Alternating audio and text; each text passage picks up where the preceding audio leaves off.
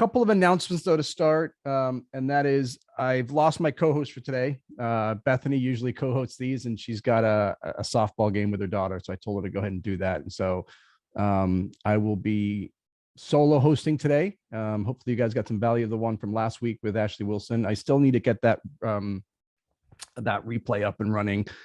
And it's just I've been on the road, so I'll work on that over the weekend. And I might be a slide distracted here, admitting all of these wonderful people into this. But in terms of I want to make a couple quick announcements. First is I think next week. So this is going to, as you guys know, this is a weekly thing that we do every Wednesday at 4:30 Pacific, rain or shine.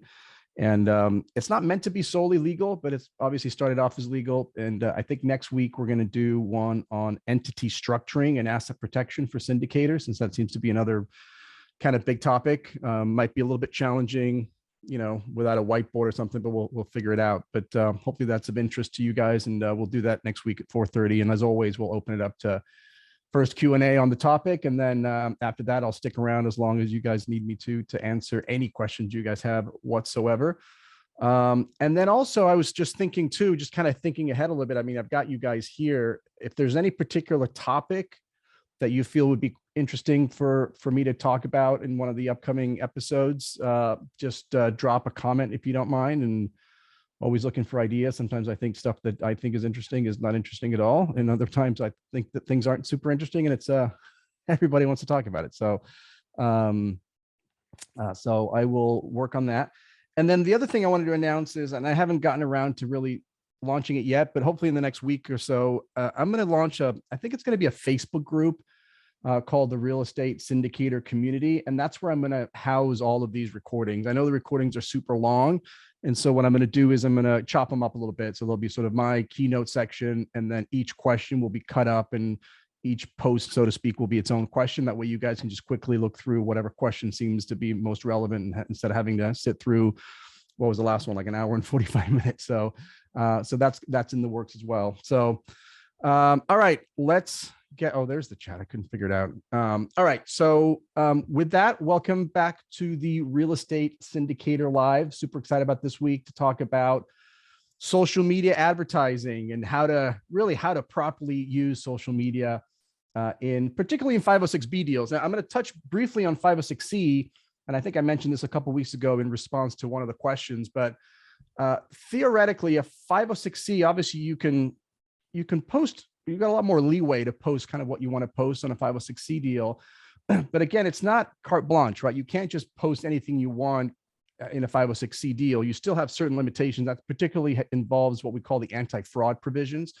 So even though you're doing a 506C, that doesn't give you license to just start posting away whatever you want on social media. You still have to be concerned about making sure you're not making any misrepresentations or leaving out important material. And so sometimes that's difficult to do, especially when you're on Twitter, for example, that you're very limited to characters. And so typically, even with the 506C, you want to kind of keep it a little bit vague and give ranges and sort of give parameters, and then, probably put a link there somewhere and take them off of that platform, get them onto your own landing page. And that way you can then put all the relevant disclaimers and disclosures and, let everybody know that this is, you're going to need a PPM, that there's things that are missing, and, whether it's, it's for accredited investors only or what have you. So, so even with the 506C, we always still want to worry about the anti-fraud provisions, but this is really meant for 506B deals, because I see so much of it out there where people are just crossing the line, so to speak, from doing something where, remember, 506B, there is no general solicitation or advertising allowed. The idea is that you are going to really limit your deal to friends and family. And that's what it was originally meant for. Everybody that you have that are friends and family, and as you guys know, that you have a substantive pre-existing relationship with, is who the 506B deals are meant to be. So really, social media shouldn't really be used too much when you have an active deal. And that's going to be my first sort of major, I don't know if you want to call it a disclaimer, but my true belief is that if you have an active deal, and I say this all the time, if those of you who see me on say, if you have an active deal and you're doing a 506B deal, I would stay off social media, period. Yes, you can post about, as I mentioned today, about your kids and your cats or whatever, but as we'll see in a second about, what's allowed and not allowed, one of the tricky things about social media advertising is that, the SEC covers offers, right? It's not just the sale of securities, it's the offers. And the definition of an offer is extremely broad, and it includes something called conditioning the market. And that's, I think, not only a very nebulous and very vague term, but that's why people get into trouble with that. And I think we just want to stay away from it when you have an active deal. So most of what I'm going to say is things that I think you should be doing before you have a deal, in between you have a deal. That's really where I think you should be using social media. But we'll talk about, in my mind, sort of three buckets. So I always, in my world, always think about, I compartmentalize things. And I always think of, if you look at some of my reports, it's, the good, the bad, the ugly, the five things or the three things. I just tend to compartmentalize things. And so I did the same thing with this. I see social media and general solicitation on a 506B deal in three types of buckets, or three buckets. One bucket is things that you definitely cannot do on social media. The second bucket is things that you can absolutely do on social media. And then there's a third bucket, which is kind of this gray area, which I think you'll get some disagreement, and just depends on how aggressive you want to be, or, how how risky you want to be. But so I'm going to go through those. I'm going to talk about things that you absolutely cannot do, things that you can do, absolutely can do, which is what I really want to focus on. I don't want this to be a negative and just, what you cannot do. I want to give you guys some specific action guides and help you guys do it properly. And then we'll talk a bit about the vagueness, which a lot of this is. So let's talk about, what's this thing door here? It's a little loose here. Hold on a second. Let's talk about things you absolutely cannot do if you're doing a 506B. Okay. The first is, and I think the first one's obvious, but I'm gonna say it anyway. And actually, the first one's obvious. The first one is you cannot talk about your specific deal, right? You cannot pitch your deal on social media. And by the way, when I say social media, that's a catch-all for podcast, your website. I mean, all these things that are public. I'm going to talk about social media. I'm primarily on sort of Facebook and LinkedIn, but it really covers podcasts and everything else. But you cannot pitch your specific deal. You can't go on there and say, hey, I've got a 100-unit apartment building and I'm looking to raise $1 million. If you're interested, call me or drop a message. That's something you absolutely cannot do. And I used to say that kind of goes without saying, and I usually didn't talk too much about that. But those pop up every so often. I wanted to share the screen. I think I can share a screen here. This is, and I forget who sent this to me, but it was literally yesterday or today. Somebody sent me this. So let me share. How do I share a screen? Here we go. So let me share a screen real quick. This is an actual post that was shared. I didn't see this originally, and I don't think you can tell who it is. So hopefully I'm not offending anyone, but new deal coming soon. We have identified our next investment opportunity based in one of the top 5 fastest growing cities in the Southwest. Investments will be accepted on a first come, first served basis. Great. These upcoming deals will be done as a 506B, open to non-accredited and accredited investors. Therefore, if you haven't already joined my investment portal and spoken with me on the phone in the past, please use the Calendly link below to schedule a 15-minute call. We will be publishing more deals and blah, blah, blah. So this is a pretty blatant violation of the advertising general solicitation room. So this is a social media post that obviously goes to everyone. So that's an example of that, something you clearly cannot do. And so I used to say that goes without saying, but that I think is the easiest part. The next part is the tricky part, right? So even if you understand that, okay, I can't just post about my particular offering because it's a 506B deal, the other thing you cannot do is what we call condition the market. And conditioning the market literally means anything that you post that drums up excitement about your deal, your current deal or a future deal, without actually referencing it, right?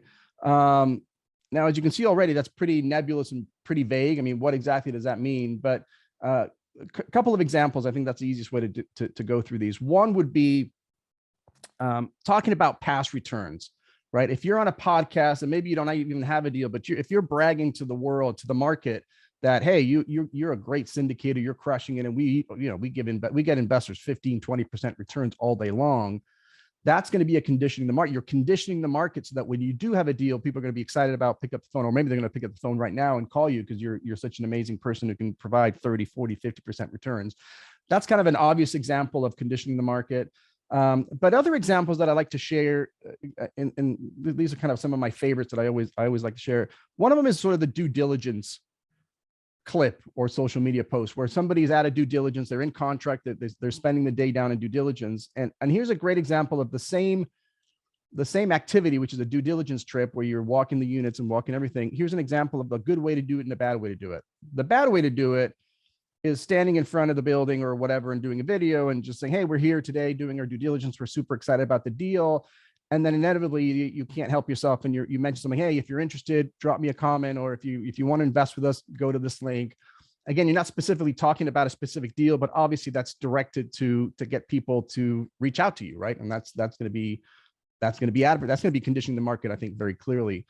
Contrast that with same due diligence trip, but instead of doing that kind of a post, do a value add post, right? Why not do a post and say, hey, I'm here doing a due diligence trip.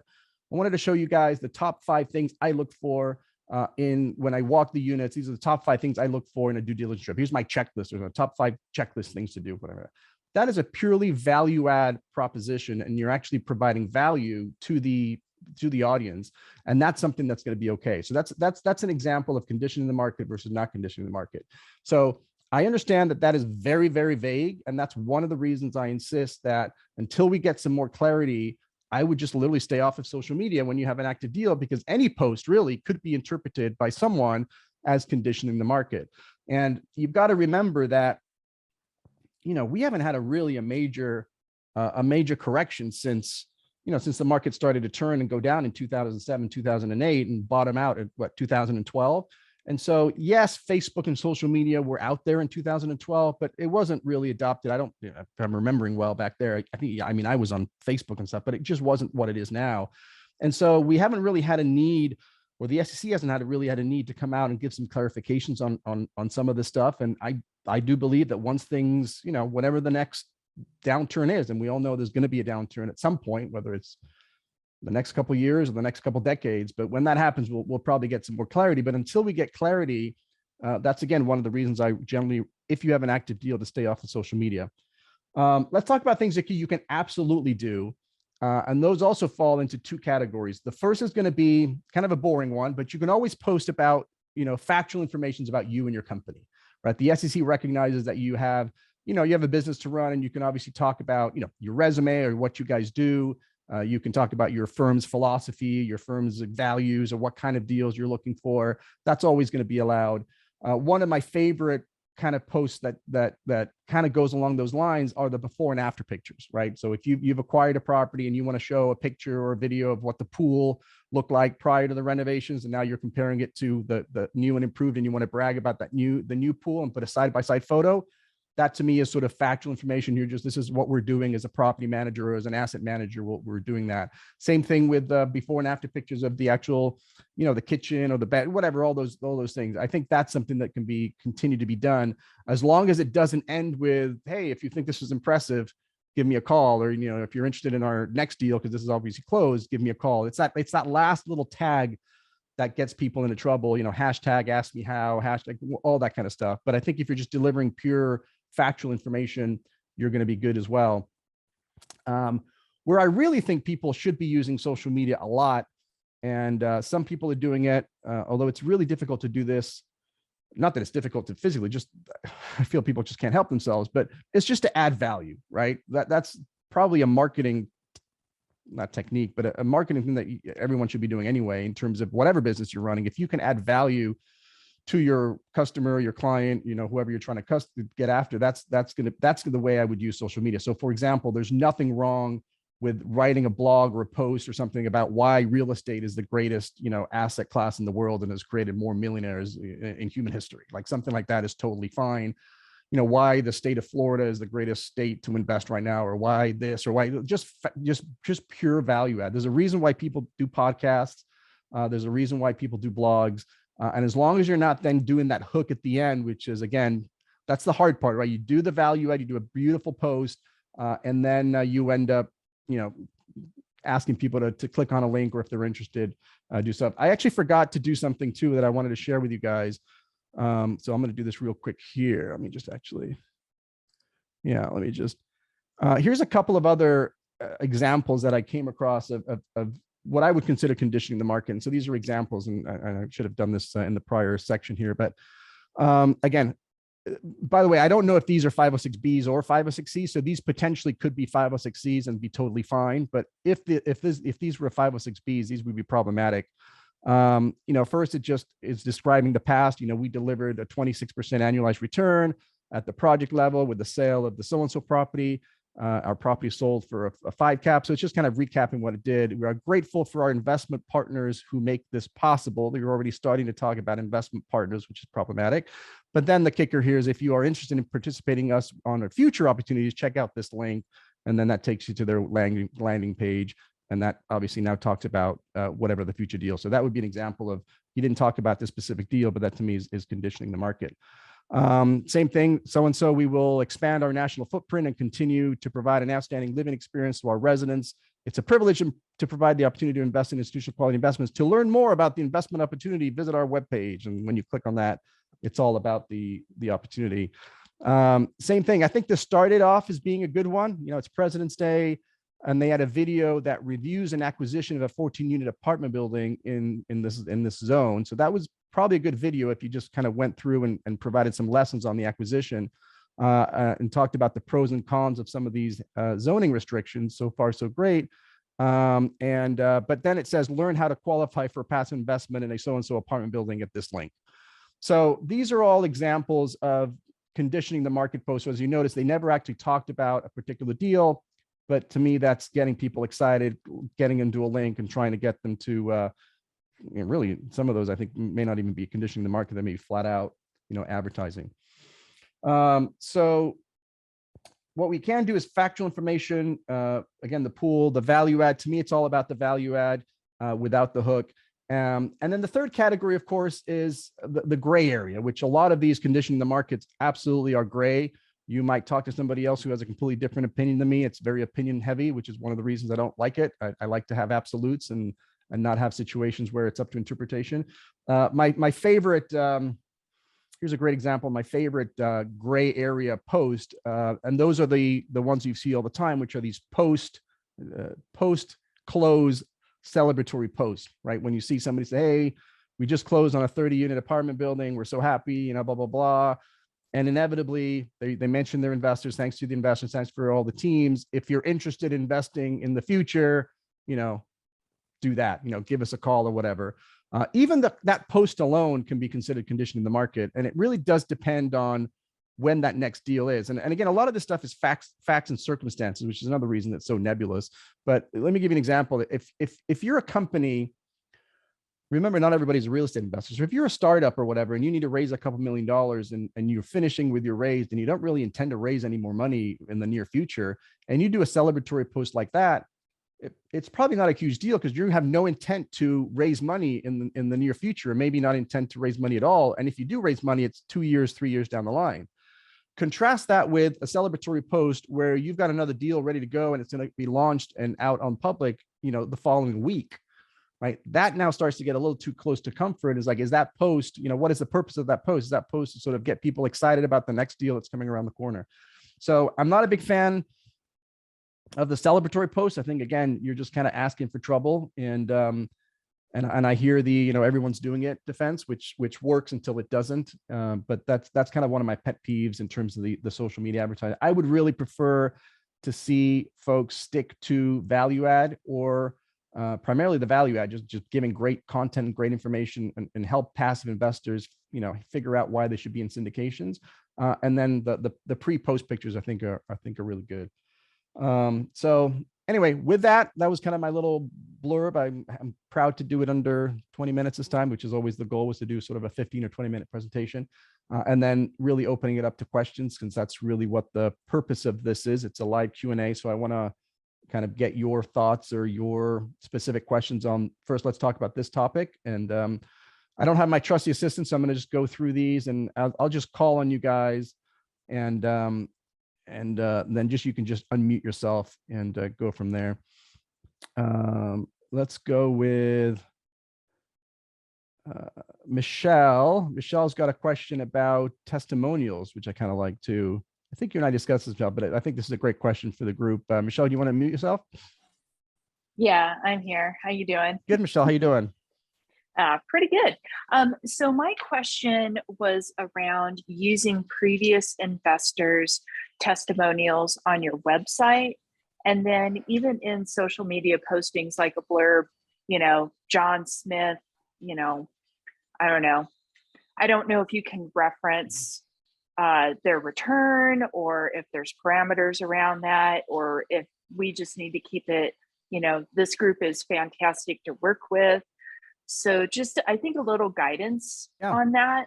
Yep. Great question, Michelle. No, thank you. That's a great question. I think it does make a difference whether this is a testimonial that shows up in a platform that you control versus a platform that you do not. So for example, your website obviously is something that you do control. And so anything that goes on that website, whether it's a testimonial or a direct, pat on the back or whatever, is going to be considered whatever it is going to be considered. So if that testimonial talks about prior returns or things that could potentially condition the market, then I think that's problematic. I think if there was a testimonial, I would focus more on, their experience as a passive investor. Hey, I really love working with Michelle's company. They are amazing at communication. They have an amazing portal. And every time I had a question, they were always there to answer it. They're just super professional, that kind of stuff. Versus, oh, wow, Michelle is amazing. Her group's amazing. They consistently deliver 20 to 30% return. And, within 6 months, and you'd be a fool not to invest with them the next year. That kind of stuff I think is problematic.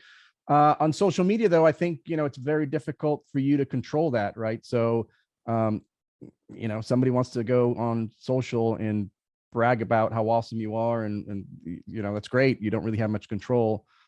So I think it does make a difference. I would be very cautious on the website. Most, as you know, Michelle, working with us, and most of us, at least on our end, we'll do a social media review and also a website review. So just to make sure if it's 506B that there's nothing on there, I would recommend all of you guys to reach out to your securities attorneys and have them review your website, because that's something a little bit more staticky.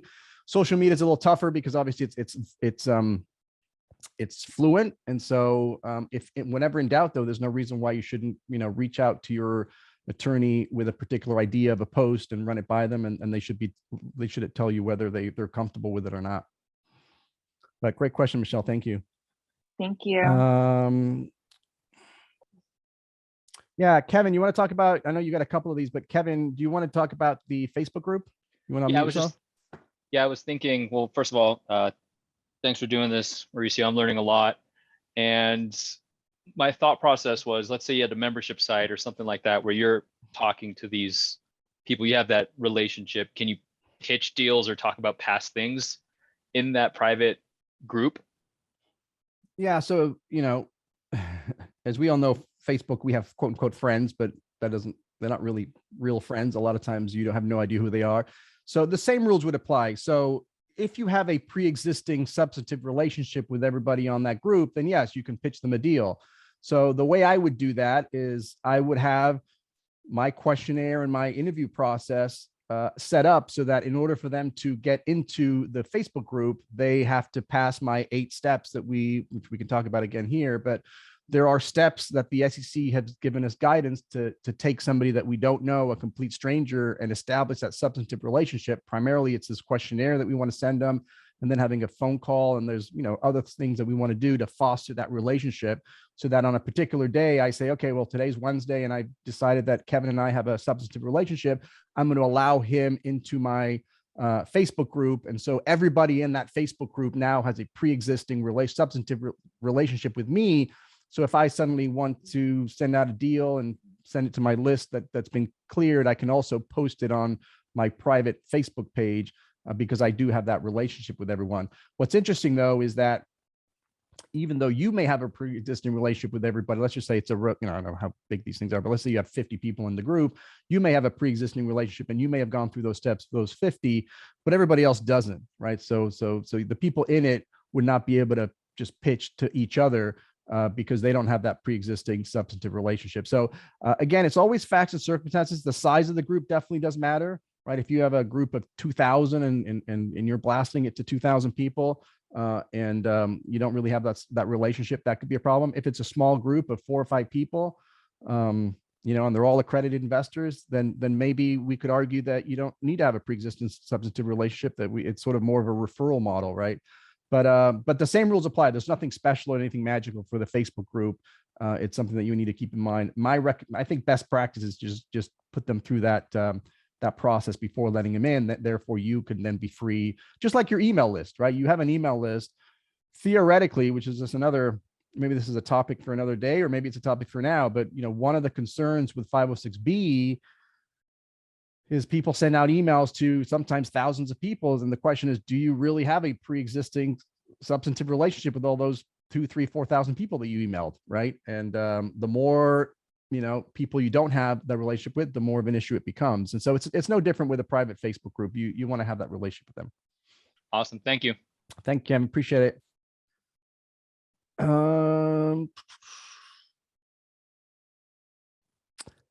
This is kind of a Mohammed, I'm just going to read it, Mohammed, because it's kind of a follow-up to Kevin. So Mohammed, great question, says, yeah, especially if a friend invited you to a Zoom group meeting, I guess like this one, as we are still not meeting a lot in person as we did prior to COVID. Yeah, so obviously Zooms have become super popular and virtual. But again, this is no different than if in the old days I just had a get together at a hotel room and had 50, 60 people in it. It's no different. The fact that it's a Zoom or it's virtual or what have you, the same rules are going to apply. So if I invite somebody over to this group, if everybody in this call, I had a pre-existing substantive relationship, I could probably mention my 506B deal. I could be like, hey guys, I don't want to pitch it here, but I'm doing a webinar tomorrow and we've got a new deal under contract. Would love for you to find out about it. Here's the link to the webinar. That would be fine. But Kevin could not suddenly bust out and say, hey, I have one too. That would not be something I would recommend. Let's see here. Oh, I miss Bethany, my co-host. It's so much. Jose, you want to read yours? Yeah, Jose Linares, you want to pop your question about the tombstone? I like that one. Yeah, absolutely. So my question was that if your first or next deal is going to be a 506B, but you plan to transition to 506C for future deals, do you still have the same concerns on conditioning the market or the tombstone post after you close on that 506B? Great question. I do not have the same concern. I'm much less concerned because, again, you're conditioning the market to a future deal. But if your future deal is going to be, you've already in your mind decided that it's going to be a 506C, which allows you to advertise, then I'm not going to have too many concerns. What gets tricky, Jose, a little bit is when people keep going back and forth. Like if you did 506Bs for a while, and then you got to the point where like, hey, I've kind of maxed out my list. I'm going to now switch to 506Cs and then do that moving forward. Then that's one level of comfort because first of all, I would update the website. Right now we can do stuff on the website we ordinarily couldn't, and we can add stuff. But if you then do a couple of 506C deals and then decide to go back to a 506B, that going back and forth starts to make it a little bit tricky. But assuming you switch, not switch, but you decide that your next one's absolutely 100% going to be a 506C, then you don't worry about conditioning the markets in a 506C. What I would, I saw the B and C. I mean, obviously, I think 2 weeks ago we talked about, or actually 3 weeks ago, the inaugural one, we talked about the ability of now having a 506B deal and then in the same offering, then transition to a 506C kind of mid offering. But that's obviously a different topic. So thanks for that. Thank you.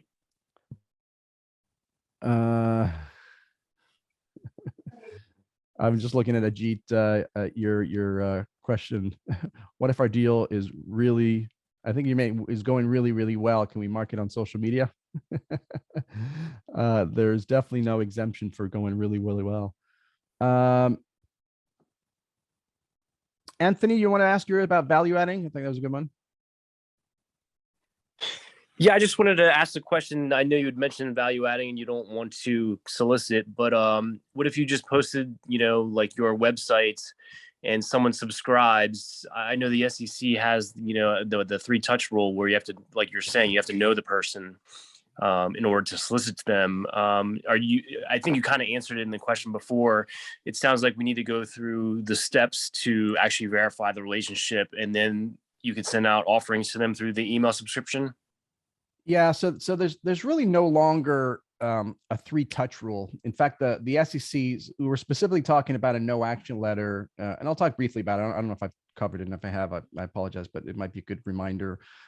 So there's something called the Citizen VC, just Citizen and then VC, like venture capital, Citizen VC no action letter. And a no action letter is simply, when there's some ambiguity to something, if I'm not quite sure if I'm violating the rules or whatever, you can actually you can write a letter to the SEC and say, hey, SEC, here's what I'm planning on doing. I don't think I'm violating anything, but can you just confirm that if I do this, you're not going to you're not going to come after me. You're not going to do any action against me. That's why it's a no action letter. And so, most of the time the SEC kind of ignores you or doesn't get around to you, but every so often they will respond and say, yeah, we read your letter. And of course, it's more than a letter. It's put together by an attorney with authority and case law and all that stuff. It's more like a brief. But yeah, we read your letter and we can see that if you do what you're saying in this letter, then you are correct. We don't think you're violating any rules and we will not take any action against you. That's a no action letter. And so the Citizen VC no action letter was something similar where they were actually was on the website, but they had a website. And so they recognized that people that were non-accredited and people that they did not have a relationship with would obviously frequent the website. And so their plan was to have a sort of a password protected, tab on the website. And prior to them getting access to that password protected thing where it had all the deals that they had to go through these 7 or 8 steps. That was part of their regular process and procedures. And so they listed here are the 7 or 8 steps that we do as part of our normal process. And the SEC said, yes, if you end up doing these 7 or 8 steps, we agree that you have not violated the general solicitation rules, that's enough that you have established a substantive relationship with your investors. And so those are 7 or 8 steps. The main one is a questionnaire. That's probably step 1. What I would do is send them a questionnaire where it's not just your, what's your net worth and favorite color, but really, what are your goals? What are your, kind of like when you get in a margin account or a stock brokerage account, what are you looking for? Growth, income, what's your level of sophistication? How many years, how much money do you have liquid? All those kind of questions. And I have a copy of that in one of my things that should be out there, but if not, remind me and I'll put it in the chat.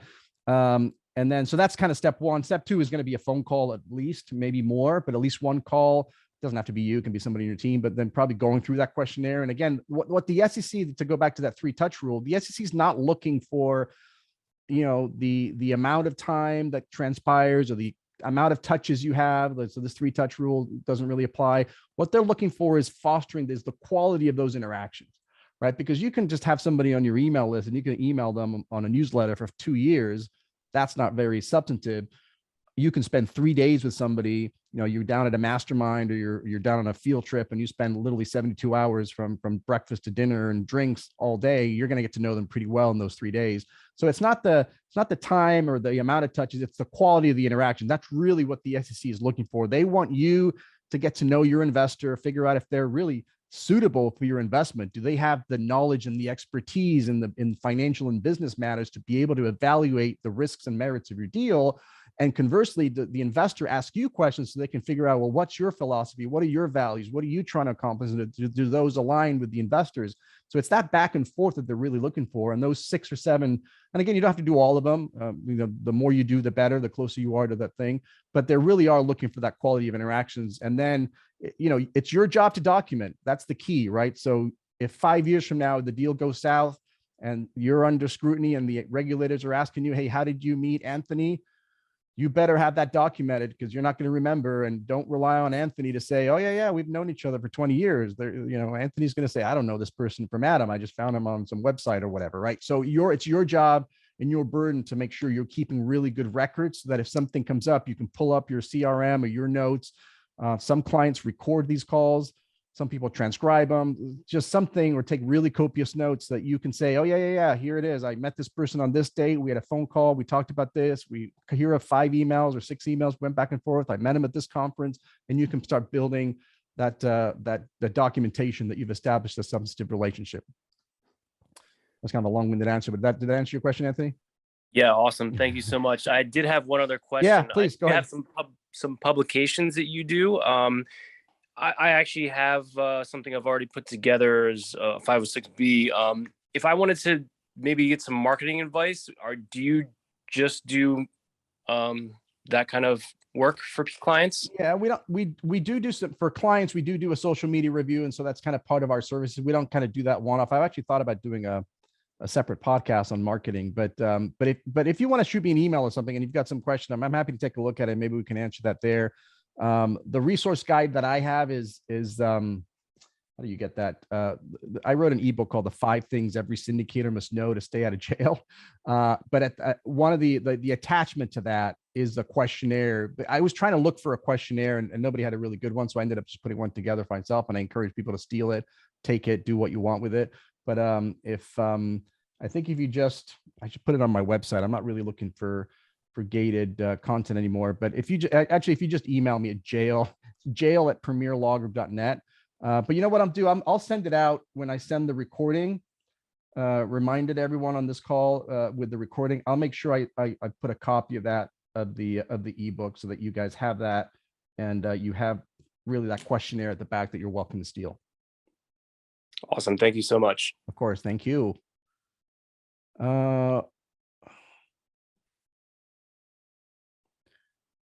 Vinny, you want to ask yours about a 506C?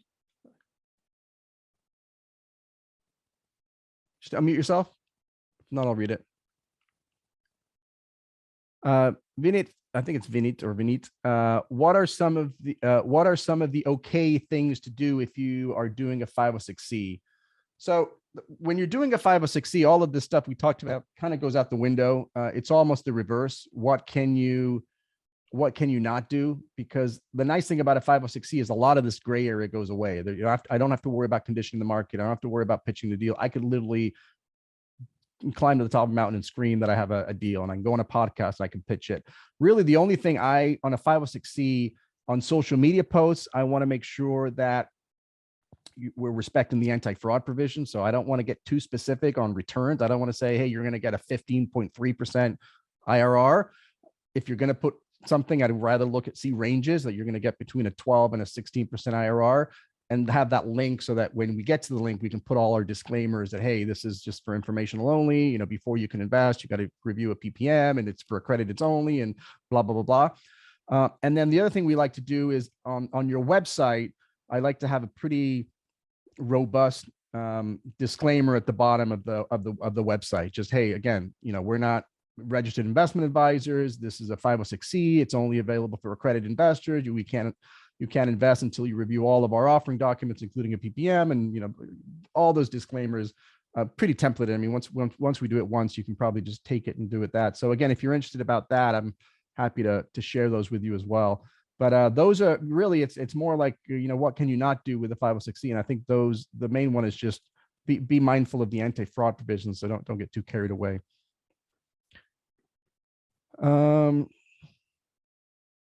Let's see here. Is it Dorothy, right? Dorothy, about the website? Just unmute yourself. Dorothea. Thanks, Dorothea. How are you? Good. How are you? Good. So can I post a link to my website on my social media web page? Yeah, absolutely. But just keep in mind that if your website isn't, let's call it compliant, if your website is not really compliant on the 506B deal, and that's going to be an issue for you. But assuming your website is compliant, you don't have anything that's conditioning the market, we don't have any prior returns, or we don't have anything, certainly don't have some people put their business plan on their website. So as long as the website's clean, it's not uncommon for people to refer to the website. I actually don't agree with this, but a lot of people will just, have a blog, and then they'll on social media say, hey, check out my new blog. And they put a link there to their website. So that's fine. But if that website contains your business plan, for example, that's going to be not even conditioning the market that you're actually going to be advertising. But yes, you can do that. Thank you. Lady Z, let me just ask you, how will I remember everyone? Meet in these clubs I am a member of. That's the issue with these rooms like we are today. It's really only the host that can possibly know whether you have a pre-existing substantive relationship or not, because that's the criteria, that's the firewall that you put in place in order to get into this, become a member. You had to go through this test, or not test, but you had to go through this process. So nobody's going to get in there that you don't know, and you keep track through it just like everything else, like a CRM, right? So whether it's Infusionsoft or Salesforce or a spreadsheet, you want to make sure that every single person in your database, you should know whether, first of all, you should probably segment your list. Just keep it simple, 506B list and 506C list, so that when you have a 506C deal, you only send it to people that have a tag or a flag or whatever that's 506C, because those are the people that you that you have, a pre-existing substantive relationship with or whatever, it's good to go. So you want to always make sure that you should be able to go into your CRM and know exactly where this person came from, what event you met them, and have some pretty detailed notes on pretty much everybody that you meet. I mean, that's part of the sort of the requirements that we want to have. So hopefully that answered your question, Lady Z. Frank,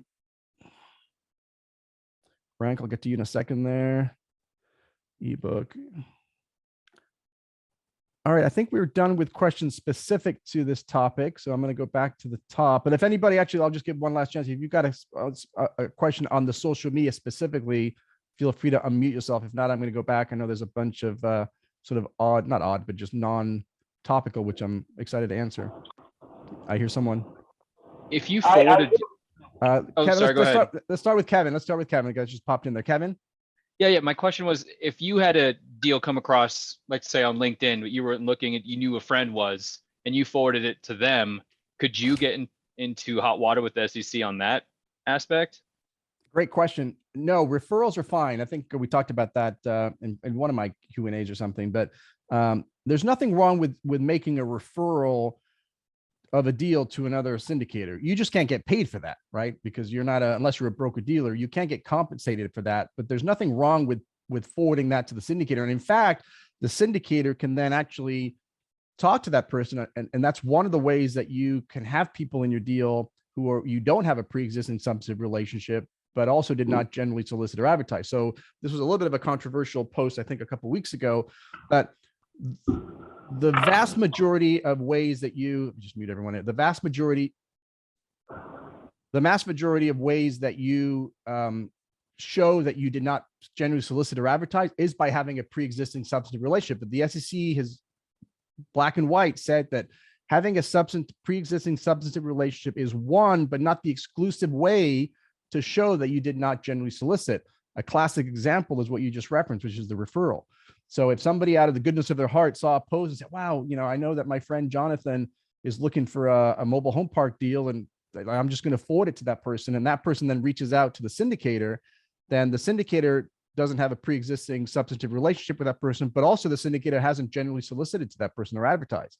So the rule says you cannot generally solicit or advertise. It doesn't necessarily say you have to have a pre-existing relationship. So that's a great way of getting more people in, especially if they're a current investor, right? That's probably the best way to do it, is if you have a webinar and you have an invite your investors and your investors want to bring somebody else along, great. You just can't pay them for it. Thank you. Yeah, of course, Kevin. I know there's one other there that we kind of crossed. Who else wanted a question there? Hey, Mauricio. Hey, how you doing? Good, and you? Frank. Hey, Frank, how are you? Good, man.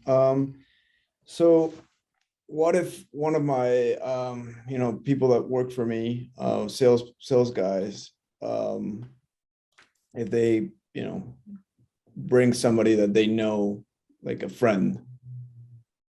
Yeah. That's great. Yeah, that's fine. So the one thing I forgot to mention with Kevin's question is the key again is documentation. So ideally, you want to have something in your file, an email where they reach out to you, where it's like, hey, Mauricio, please meet John. He's a good friend of mine. I told him about you and he's looking to invest. And I just figured the two of you can connect, you guys take it from here, or maybe the person getting referred can just say, hey, Mauricio, I was referred by my buddy, John. He told me you have a deal. I'd be interested in talking to you about it. So having that in your file helps a lot because again, it's all about proving if things go south, who knows what the investor is going to say. So having that in your file that, hey, they reached out to me. So even though I didn't have a substantive relationship with them, I didn't generally solicit them to them. But yeah, if somebody wants to bring somebody along for the deal, great. Okay. So that can be like my sales guy and that shouldn't be a problem, right? You just can't compensate. I mean, when you said sales guy, there seems to be a sort of maybe an implication that there's a commission or something. So you cannot pay, I know he's your sales guy, but you cannot pay your sales guy or anybody, whether it's an employee or anybody, an agent, a co-sponsor, anything, you cannot pay that person for that referral because that's transaction-based compensation unless that salesperson has a broker-dealer's license. So it's the compensation that often is the problem. The actual referral is fine. You're not violating your rules by simply referring somebody, and the syndicator isn't violating any rules by accepting that referral. There just can't be any compensation exchange for that referral. Okay. Well, okay. I didn't know that. Yeah. All right. Any other questions on the social media? On international people, can we still do, it's still the same blocking that we have here in the States with, like, if I wanted to, put some stuff in social media and stuff. I'm sorry, say that one. I didn't quite catch that. Say that one more time, please. What about like international, like, let's just say I want to put some web page in Mexico and my social media, and I can't, it's the exact same blocking. Oh, if there's that now you're getting technical on me. I mean, if there's a way, and I don't know how that works, but if there's a way for you to block it, and I understand there's ways to get around that because I used to live in Belize, and so in order for me to get through, I would use a thing. But theoretically, if there was a way that you could set up a web page in Mexico where only Mexican investors could see it and no U.S. persons could see it, theoretically that would be fine. But you really need to make sure that it's hard or impossible. I don't even know if you can do that, but if you can, then that's definitely an option.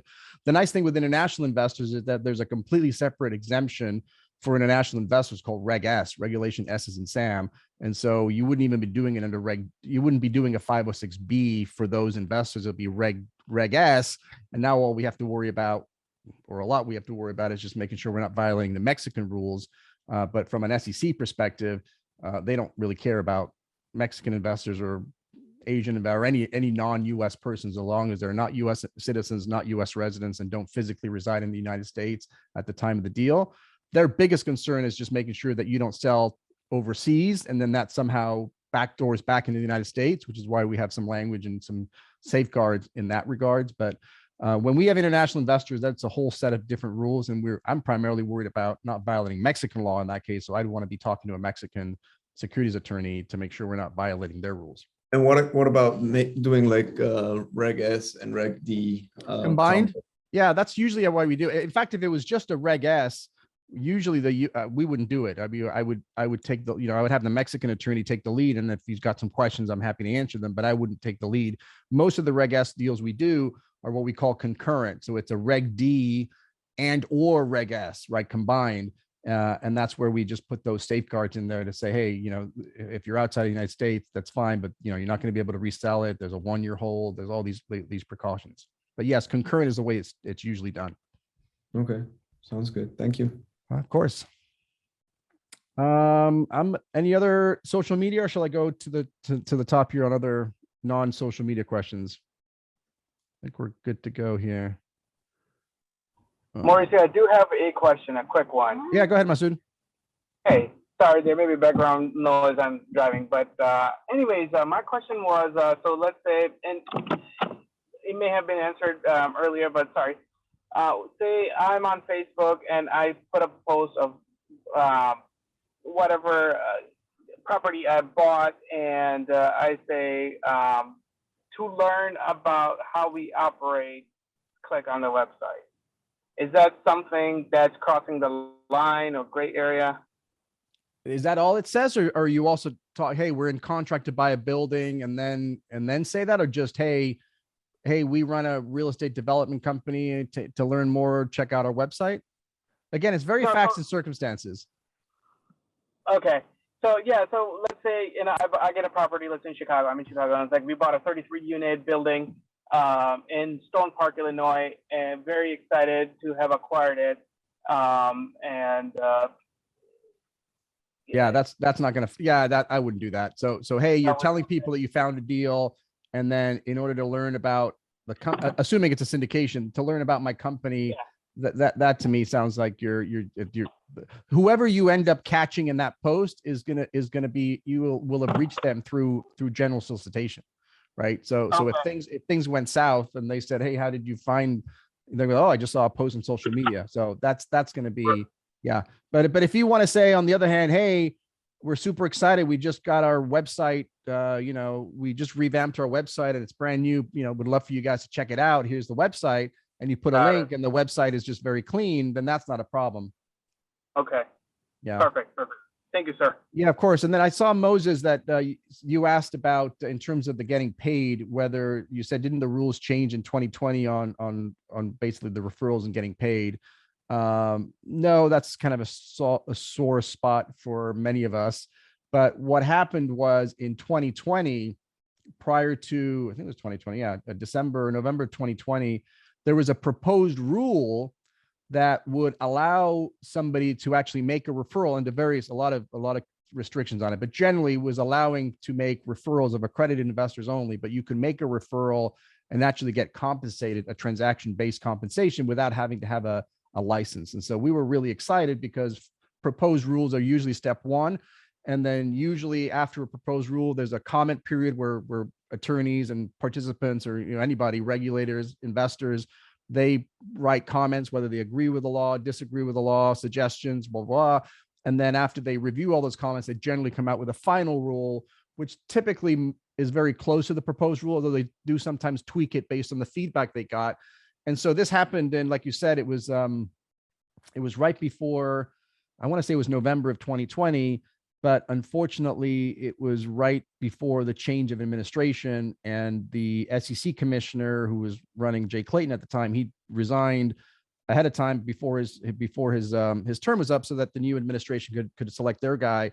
And of course, we did get a new SEC commissioner. That's been tabled, and usually it takes about 3 or 4 quarters for that to become final. So we would have expected to see something at the end of last year. That didn't happen. And not only did it not happen, it's nowhere to be found on the docket. So there's no plans to talk about it, at least in the next 6 to 12 months. So my thought is, then, and I think most of my colleagues agree, that that's pretty much dead in the water until there's a new administration or there's a change in stuff. So there is a proposed rule that never became final.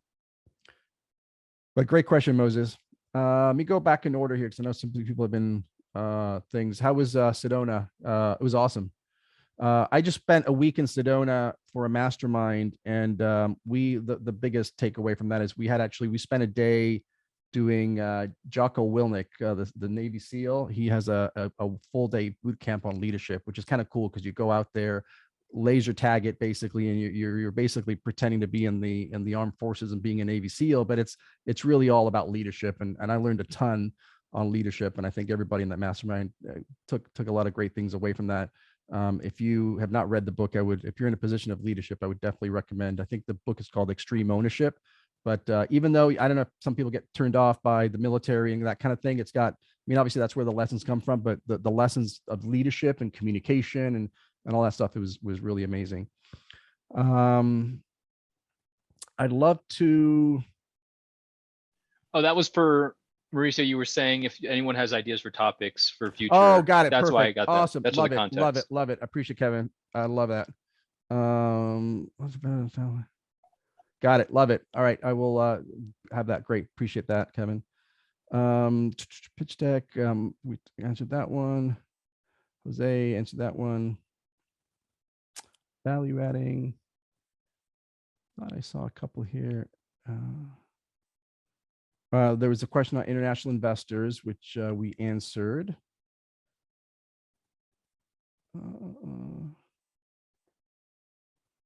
Yep, Moses, you're correct. Well, I think that might be it. I'll open it to the floor. If you guys have any specific questions on any topic. And while you guys think about it, I'll just let everyone know again that the goal here is, as the weeks come up, I'm going to start having some outside guests. We had Ashley Wilson here last week, which is amazing, but I'm trying to work on some pretty amazing guests that then we'll talk about specific.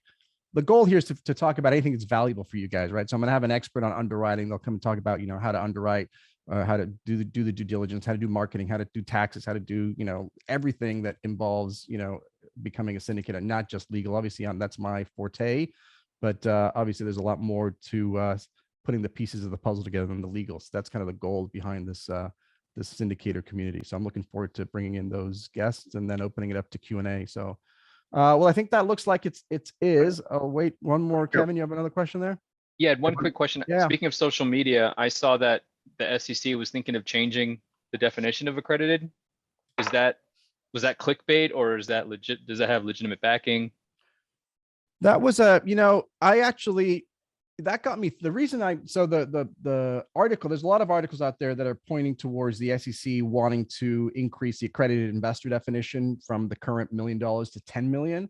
And it all comes from the same source, which is the Bloomberg article. And that Bloomberg article has its sources, a couple of links to some stuff. And I went through them. I actually couldn't find that specific, in the links anyway that was provided. So I don't know what their sources are. So everybody's source is Bloomberg, but we're not clear on Bloomberg's.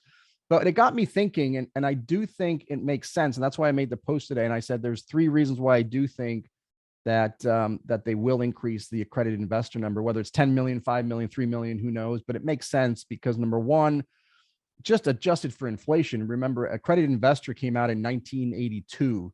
And according to Dr. Google, $1 million back in 1982 is the equivalent of 2.91 million today. So even if you just adjust it for inflation, accredited investors make almost $3 million this year. So that's one of the reasons it would make sense to increase it.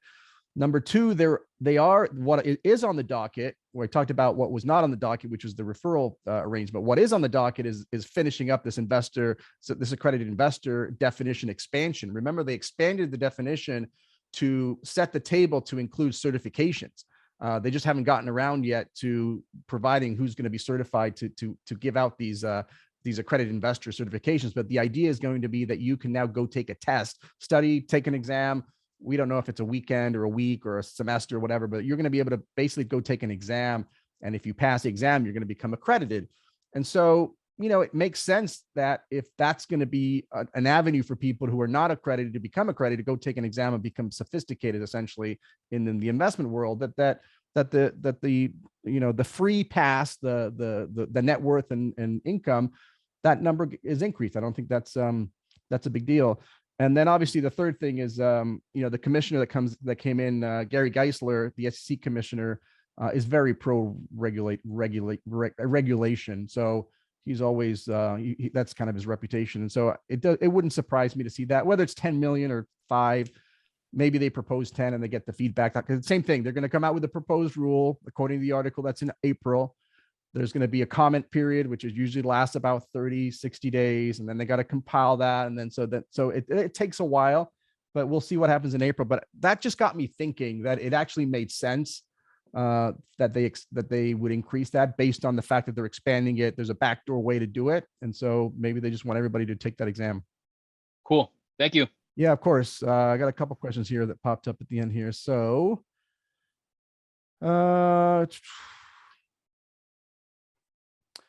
I'm going to just read this. Juan, can you talk about the 35 people limit for non-accredited to participate in deals? Yeah, so in a 506B, there's a bunch of bullet points that I always, you can raise an unlimited amount of money. You cannot advertise or generally solicit. One of the restrictions is or positives, I guess, is you can take non-accredited investors into 506B deals. You're just limited to 35 of those. Right. So you can take no more than 35 non-accredited investors so long as they're sophisticated. So that's where that 35-person limitation comes in. Honestly, in our world, it's rare that we get anywhere near that. Most of my clients, sometimes don't even have 35 investors total, but even if you have 50 or 60 investors, most of the time we don't get close to that. But it is something that you want to be aware of because it's your burden to show and to prove that you have less than 35 or 35 or less. And the way we do that is through a questionnaire that will be part of your offering documents, where in a 506B, they can self-verify. They'll check the box that they're accredited or not accredited. And you can reasonably rely on that as long as obviously, as long as you don't know for a fact otherwise. Obviously, if it's a homeless person that comes in and checks the box, that might not work. But if you don't know any better, then you can reasonably rely on that. So, Juan, did that answer your question?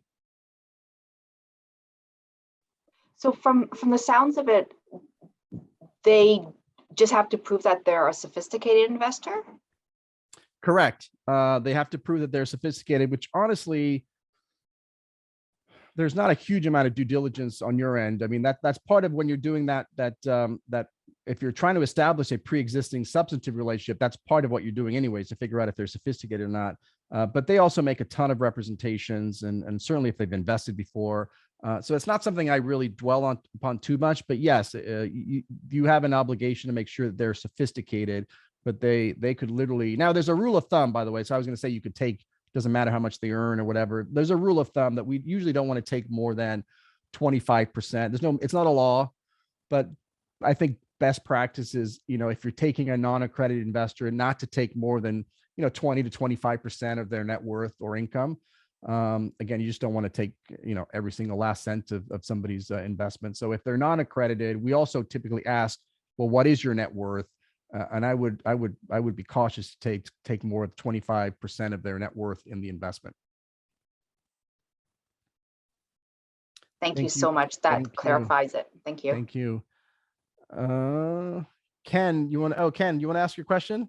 Yeah, I was just saying, if you're just going to target accrediteds, is there any reason not to just jump to the 506C?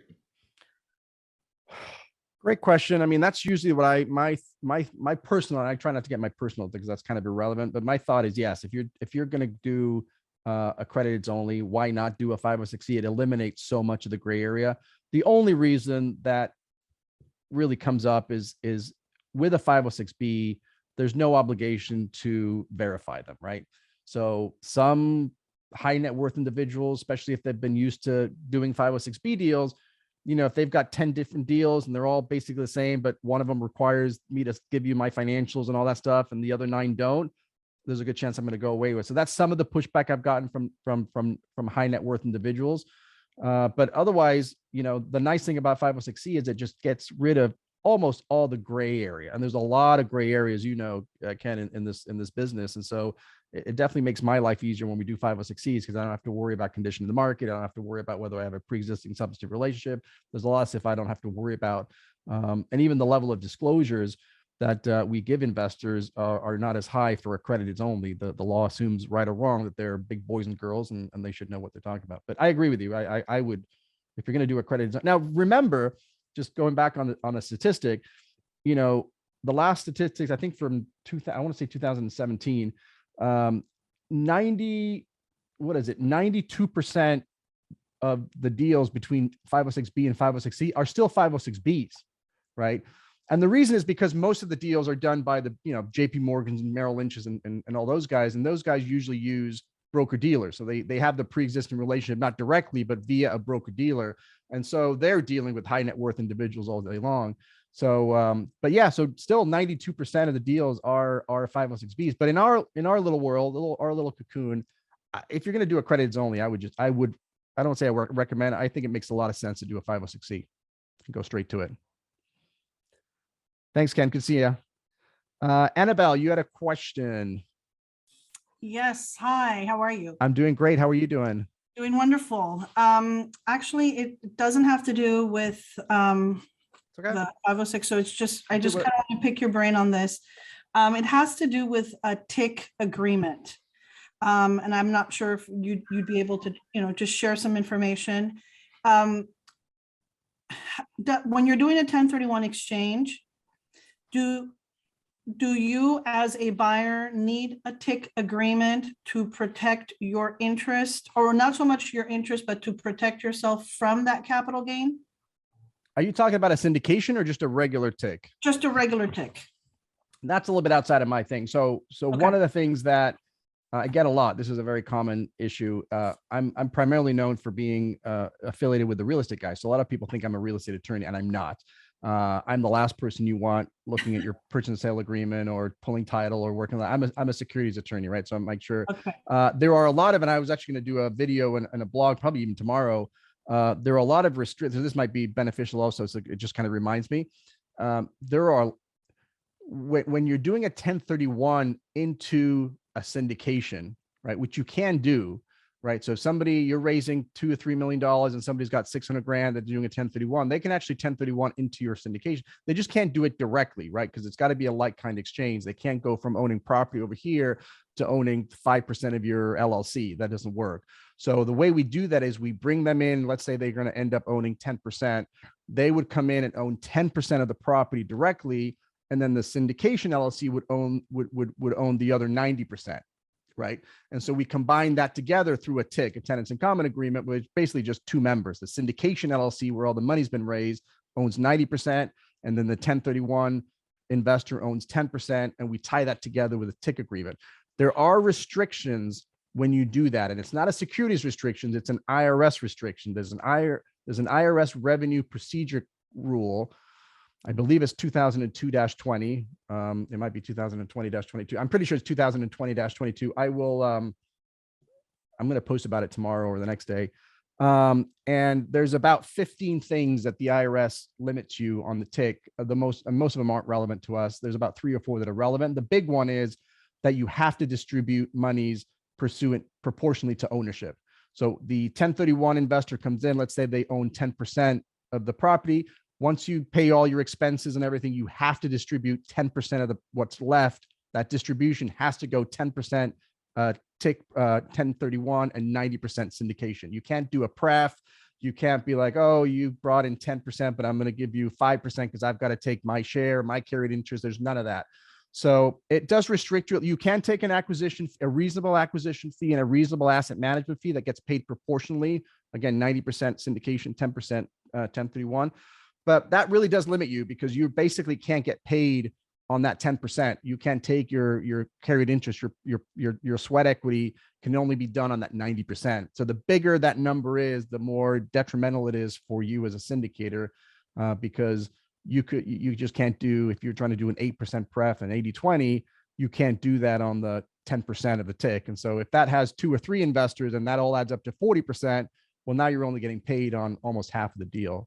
But if it's so I know that stuff, but then separate from that, that's really more of a real estate transaction, which, by the way, I am planning on having probably Alan, but I'm probably going to have a real estate attorney join us one of these weeks so that they can talk to us about things that we want to make sure are in our LOIs, things that we want to make sure are in your purchase and sale agreements, and kind of talk about that stuff, because that's really what a transactional real estate attorney does. And so I'm excited to bring somebody to share their expertise on that topic as well. Thank you, Annabelle. Appreciate you.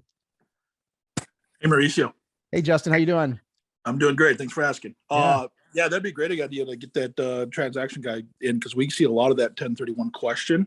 Mhm. But what, in your experience, I know it's outside of your realm, but what are you seeing for a timeline before you roll that tenant in common into the LLC? Timeline meaning meaning So what? I'm up in Minnesota area and working with a guy.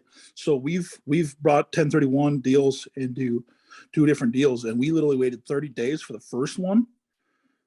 So he bought as a tenant in common, and then we rolled him in to our membership after 30 days. And the last one, we haven't rolled him in yet, but we're waiting for that 1 year mark to roll him in. You know, Justin, I'm smart enough to know that I don't know everything. Yeah, no, what I'm really good at is identifying issues. I'm a good issue spotter on stuff that's not SEC. Obviously, if it's SEC related, I know, I pretty much know almost all of it. But something like this, that's something that would be a red flag for me. And I would say, I don't know the answer to that, Justin, but I would definitely want to reach out to whoever it's really a CPA question, and ask, at what point, because my understanding is it has to do with intent. And so it has to be intent. And so typically, I was just talking about somebody who's doing some 1031 and then doing a refinance. So the lender may have part of that issue, but then the CPA was typically recommending 1 year. Now, I'm not saying it has to be 1 year, but that's something I would absolutely rely on the CPA. Whatever the CPA tells me, I always joke, by the way. So my joke, I don't know if there's any CPAs on the thing, but I always like to say, if you ask the same CPA, if you ask 3 different CPAs the same question, you get 5 different answers, which I guess is the same thing probably for a lawyer. But if there's an issue like this, like the 1031 or anything of it, we're going to get something, and I actually want to get it in writing from the CPA, and whatever the CPA says goes. If you don't like what the CPA says, you can always fire the CPA and get a new CPA that tells you something different. But we're always going to punt and go with whatever your CPA says. So if your CPA says 30 days, great. I have no issues with that. If your CPA says a year, we're going to follow the CPA's advice on that, because that is an IRS CPA issue. I've generally heard that year is the kind of the safe barometer there. But yep. And so it's just, again, it depends on how aggressive you want to be. It's, again, facts and circumstances, that's kind of your safe harbor, but maybe 6 months is good enough. Maybe you're rolling the dice a little bit, but that's a CPA question for sure. Yeah. Well, thanks, man. Yeah. Thanks, Justin. Jane, this is a great question. Jane, you want to answer that? You want to ask it, or you want me to ask it? Is Jane Robinson still on here? I'll ask it. It's a great question. I actually did a video on this, but I'm going to answer it here. So some syndications provide complete documents that include a list of all the shareholders and their percentages. Is this a requirement? And I do get this question quite a bit. So the question is just basically, you know, when you do your syndication, everybody signs the operating agreement. There's usually an exhibit somewhere that should list all of the members, their addresses, and their percentage, you know, their amount invested and their percentages. And some syndicators push back, or they don't want to provide that information. They want to say, hey, there's privacy concerns or what have you. And so the answer is they absolutely have to have, at the very least, their name, their address, doesn't have to be their home address, but some kind of a way to get a hold of them, and then their ownership percentage. And here's why. First of all, if somebody's concerned about privacy, I get it. I'm a huge, you know, I'm used to be an asset protection attorney, and privacy is big for me. So I get it, but that's not going to be the syndicator's job. If there's an investor, a passive investor who's truly concerned about privacy, which I am, then it's incumbent upon the investor to make sure they set up their structure so that their name doesn't show up anywhere in the document. So they can create an LLC, or if they don't want to show their home address, they can have a PO box. But if they want total privacy, I would just create an LLC in Wyoming or something and invest in the name of the LLC. That way they don't know who I am, they don't have my address and all that stuff. And if you really want to get next level, you can have somebody else sign the documents for you. You don't have to sign it yourself. So if there's privacy concerns, which I totally get, that's just something maybe you guys can advise your investors, add value to your investors by saying, look, you know, next time around, if you don't want your name, I get it. What, you know, you may want to talk to, it wouldn't even be me, but somebody who can then help you put together a privacy structure so that doesn't show up. But the main reason for me is, even though there are very limited voting rights, there are some, most operating agreements have some level of voting rights. Like, you know, if the manager's committing fraud or something, there's going to be a provision in there that does allow the investors to have a vote to either vote the manager off. And sometimes there's, you know, other things that they're allowed to do. And so if they don't have the ownership, the name, a way to get a hold of people, and what percentage ownership they have, so they know how much vote they have, there's no way they can do a vote, right? Because usually that has to be, you have to call a meeting. And so the meeting has to go, you have to give notice to the investor. So you need an address to send the notice. And then when you get together for a vote, hey, we want to vote the manager off. Well, how much do you own? Like, how much vote does everybody have? That's information that has to be in there in the operating agreement. So unless somebody comes up with some really high tech way of getting around that, which I've actually thought of some, but, you know, maybe it involves an escrow account or a third party, or just some way that I can then maybe, but as you can see, that's already getting complicated. But those are the reasons why we want to make sure that that information is, and I will always insist on having that information in there, even though I have gotten some pushback. So that's a great question, Jane. Thank you.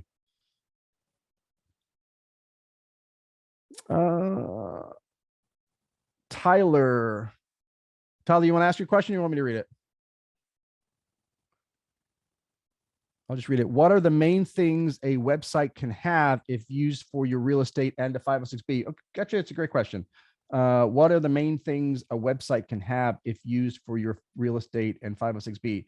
It's going to be the same as we just talked about social media. It's going to have factual information about you and your company. So it's going to have, you know, your core values of whatever the description of your company. It's going to have a bio of all the partners and, you know, what their experience levels are. You know, you can actually put your, I want to be careful here. I'm okay with you putting your portfolio to show that you're experienced syndicators. Hey, here are the 17 properties we've acquired in these areas. I don't have a problem with that. What I don't want to see is the returns, right? So if you want to show that I have, we've done 5 properties. This one we purchased for, even a purchase price. This is a $3 million purchase that we did. And this is in this area, and this is another. So they have, or how many units it has. So again, you're just showing your level of expertise, that you're not a rookie and this is not your first rodeo. That's going to be fine. And then I would fill it with value add. I've seen that really the best websites I've seen are, you know, why everything you guys want to do, like why invest in real estate, why a syndication is great, why being a passive investor is great. You know, what are the things that you should look at before investing in a syndicator? You know, why Florida is a great, you know, whatever markets you are in. This is why we like these markets. All of that informational stuff can be in there, and that's what really good websites look for. It's really more of an informational thing What you don't want to put in there is your, your current deal, obviously. And some people, sometimes I have seen executive summaries or business plans right in there. And you don't want to have any, kind of showing off what your returns were for prior deals, because that would be conditioning the market. How can we get a copy of this recording? How can we access previous recordings? Do I need to register, reach out? So great question, Dorothea. It's the same link every time. So if you've already registered, there's actually, if you wanted to re-register, you have the option to click and add it to your calendar, and then it just populates your calendar. So you don't have to, worry about it anytime. But if you've lost it, but it's the exact same link.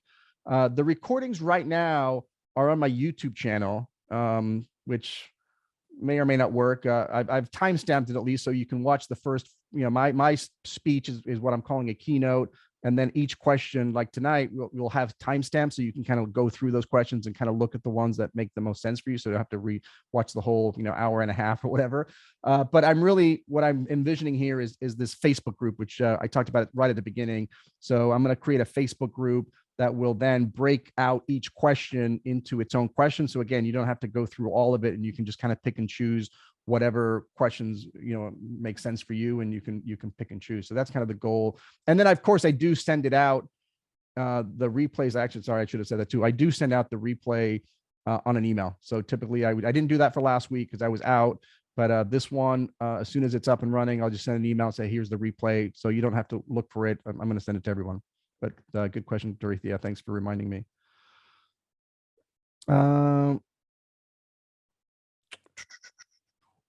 Frank, you want to step in here on Annabelle's question? What if it's an open-ended fund? I've already forgotten what Annabelle's question was. So on the 1031 exchange, if somebody, you mentioned if it was in a particular deal, what if it's an open-ended fund where you have Same a lot thing. of projects? Yeah, you can do that, because usually in an open-ended fund, each fund is in its own sub LLC. Right. So you would obviously in the fund, you would disclose that you might do this, but essentially the fund, instead of owning 100% of a particular LLC that then owns 100% of the property, your fund would just own 100% of a property LLC that only owns 90% of the property, and your 1031 person would own the other 10%. So it works just as well on a fund. The key is just to make sure that the investor actually has direct title to the property. Okay. What if it's a land, just a piece of land, and we're going to build on top of it? I mean, yeah, same thing. It's just an ownership thing, and an ownership and a disclosure thing. Okay. Can you put current deals that you own outright with no partners? Tyler, I think the answer, if I'm understanding your question, the question is, can you put current deals that you own outright, no partners? If you're asking whether you can syndicate your own deals that you currently have, the answer is yes. In fact, that's a great way. I did a video, I think, on this too, where I think I call these reverse syndications. But if this is the first time if you've never done a syndication before, I can't think of any better way to do it than having a deal that you already own, that you personally own already outright, or with maybe a JV partner, and you want to throw that into a syndication. It's no different than the syndication buying it from a third party. They're just buying it from you. Obviously that needs to be disclosed, and whatever profit you're getting, that's all going to be disclosed. But where all the skeletons are buried and where those closets are, you're going to know all that information. Plus, you're not going to have any pressure to close. That's a good thing and a bad thing, because you've got no pressure to close. That's the good news. The bad news is you've got no pressure to close. So that can take the urgency out of it. But if you're a first-time syndicator, I think that was the context I was talking about it before. If you're a first-time syndicator, you've never syndicated before, either syndicating your own deal is a great one, or just finding a really experienced syndicator and hopping on their coattails for the first couple, where you may only own 2 or 3% or 5% of the GP, add a ton of value to the syndicator and learn the business that way. And then your third or fourth one, you can go out on your own. But you can absolutely put your own deals into a syndication. Hey. Yeah, Frank. Can you? Oh, Tyler. Hey, yeah, it's me. Hey, so yeah, that was actually awesome. I wasn't really asking that, but that's super great. It's super awesome, because I do like to own my stuff outright. But yeah, no, I was just asking, like, if you posted on your website and you have, deals for credibility, and a majority of my stuff is non-syndicated. Oh, that's so fine some too. of it Yeah, might be syndicated. that's fine Okay. too. Yeah, that's fine too. So yeah, and in the website, if you want to show here are the deals I've syndicated and these are the deals I do on my own or whatever, that's perfectly fine. I just don't want, again, it's just a personal, I think it's just best practice. I just don't want you to, I don't say brag, but I don't want you to be putting the returns the investors got, because I think that could be seen as conditioning the market. And so I would stay away from that. Is that okay with the 506C though?